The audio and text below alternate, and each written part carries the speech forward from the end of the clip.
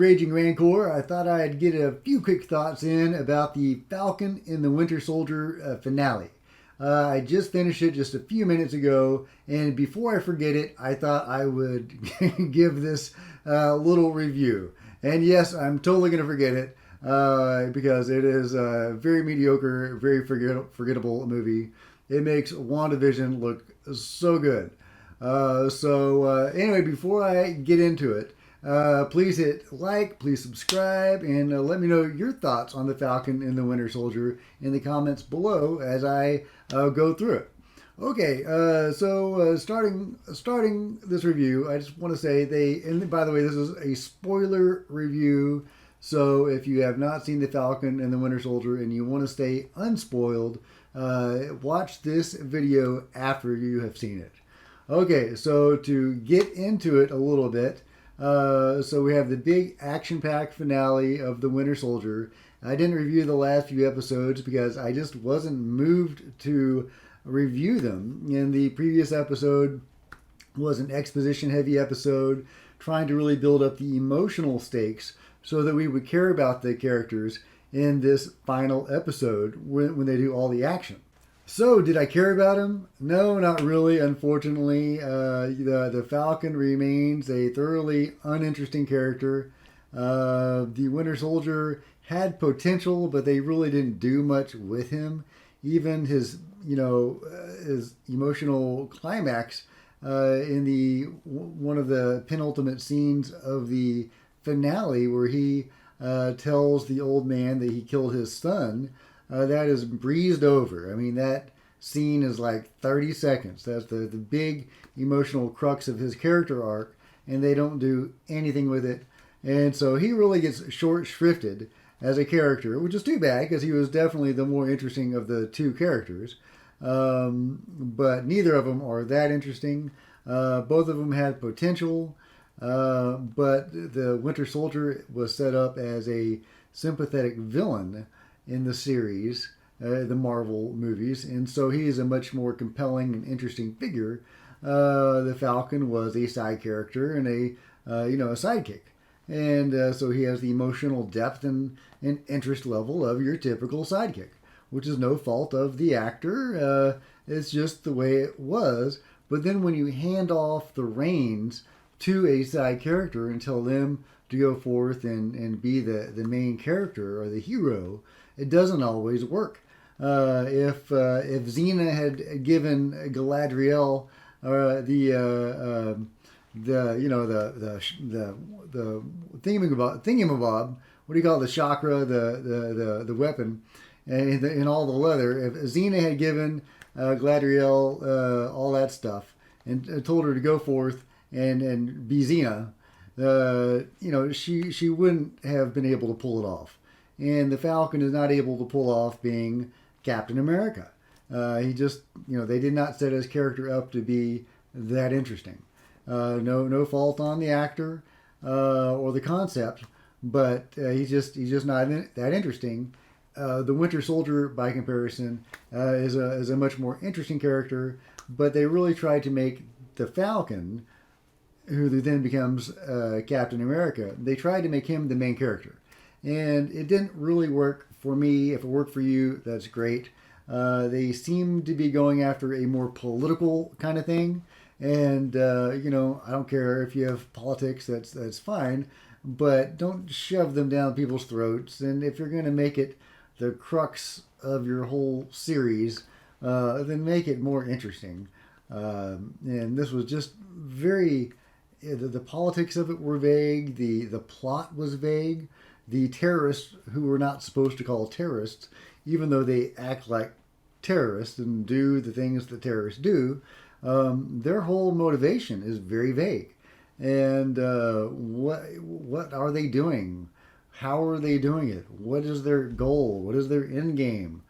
Well, what the hell? Who are these guys? They're just some random bad guys with this, leader that is also totally uninteresting.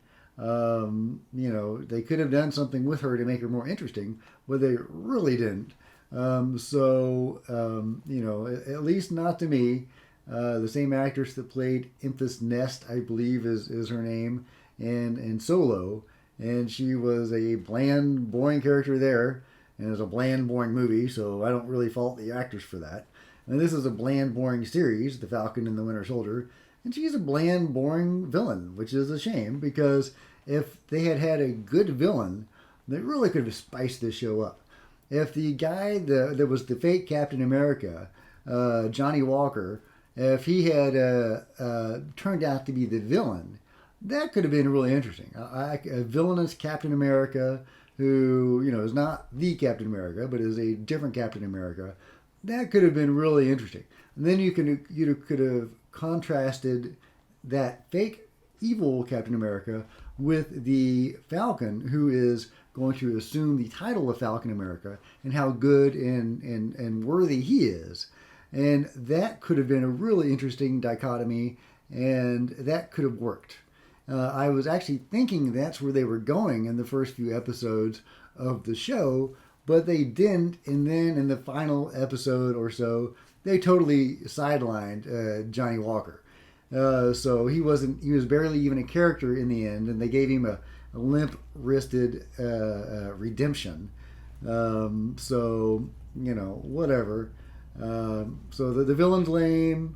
They didn't do anything with the most interesting characters, including Baron Zemo. They sidelined him in the finale as well. So they actually had a couple of interesting characters, Baron Zemo and Johnny Walker, and potentially the Winter Soldier, but they did not do anything with them. Instead, they spent a lot of time on the wimpy villain of the terrorists, who we're not supposed to consider a terrorist, and we're not supposed to consider her a villain because she's supposed to be sympathetic. Well, she wasn't sympathetic.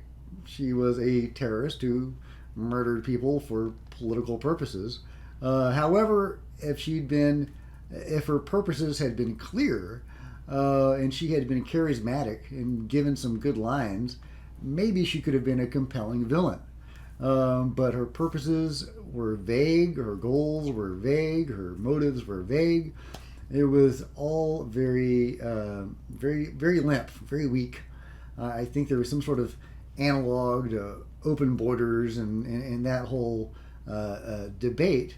But they didn't do much with that. They instead focused on the race thing, which is a very different subject from the open borders thing. So they couldn't even pick their battles politically. But, I'm not going to get into the politics of that. But yeah, pick your battles, have good, clean writing when you're writing about these things, and have interesting, sympathetic characters, or at least compelling characters. Like, the John Walker guy, he wasn't particularly sympathetic, but he could have been compelling. He was an interesting character. Then they could have done so much more with him, and frankly with everybody else on the show.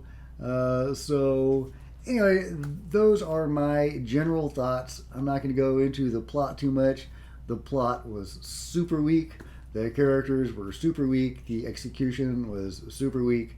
They had a lot of potential for various angles they could have pursued on this show, and characters they could have focused on and developed, including the Falcon, who would become Captain America. They could have made him an interesting character if they had put him in opposition to John Walker and made them, two poles of Captain America, if you will. So, but they didn't ask my opinion, so this is what we wound up with, a thoroughly mediocre show that I'm going to forget about very soon, and I suspect a lot of people will join me in forgetting it. So here's hoping the next Marvel show is better, and until next time, Rancor out. Please hit like, please subscribe, and let me know your thoughts on the Falcon and the Winter Soldier.